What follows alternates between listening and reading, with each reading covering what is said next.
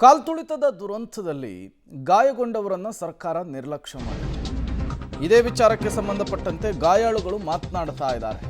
ಚಿನ್ನಸ್ವಾಮಿ ಬಳಿ ಕಾಲ್ತುಳಿತದ ಪ್ರಕರಣ. ಚಿತ್ತಾಪುರ ಮೂಲದ ಸಂಪತ್ತು ಹೊಟ್ಟೆಗೆ ಪೆಟ್ಟಾಗಿತ್ತು.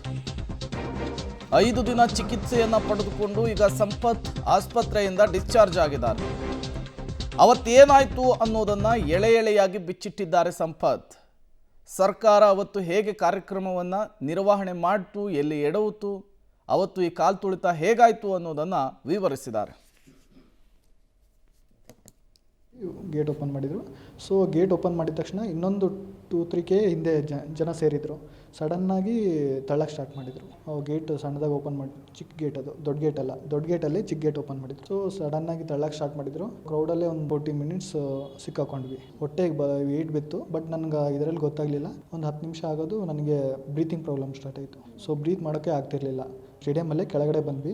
ಹೊರಗಡೆ ಹೋಗೋಕ್ಕೂ ಆಗ್ತಿಲ್ಲ, ಹೆವಿ ಕ್ರೌಡ್ ಹೊರಗಡೆ ಇದೆ. ಸೊ ಆಮೇಲೆ ಅಲ್ಲಿ ಪೊಲೀಸಿಗೆ ಕೇಳಿದ್ವಿ.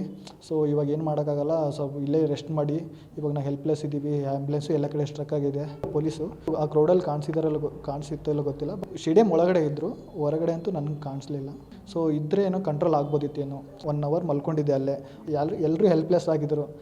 ಜಾಸ್ತಿ ಜನ ಇಂಜುರಿ ಆಗಿದ್ರು. ನನ್ನ ಕಂಡಿದ್ರೆ ಹೊತ್ಕೊಂಡು ಹೋಗ್ತಾ ಇದ್ದಾರೆ ಆ್ಯಂಬುಲೆನ್ಸ್ಗೆ, ಬಟ್ ಯಾರೂ ಬರ್ತಾ ಇಲ್ಲ. ಆಮೇಲೆ ಚಿನ್ಮಯ್ ಶೆಟ್ಟಿ ಅಂತ ಇದ್ರಲ್ಲ, ಅವ್ರ ಜೊತೆ ನಮ್ಮನ್ನು ಕರ್ಕೊಂಡು ಹೋದ್ರು ಮಣಿಪಾಲ್ ಹಾಸ್ಪಿಟಲ್ಗೆ. ಪಾಪ ಅವ್ರ ಡೆತ್ ಆಯಿತು. ಯಾರು ಹೊಣೆ ಅಂದರೆ ಗೌರ್ಮೆಂಟೇ ಹೊಣೆ. ಬಿಕಾಸ್ ಅವರು ಅರೇಂಜ್ಮೆಂಟ್ ಮಾಡಿಲ್ಲ ಕರೆಕ್ಟಾಗಿ.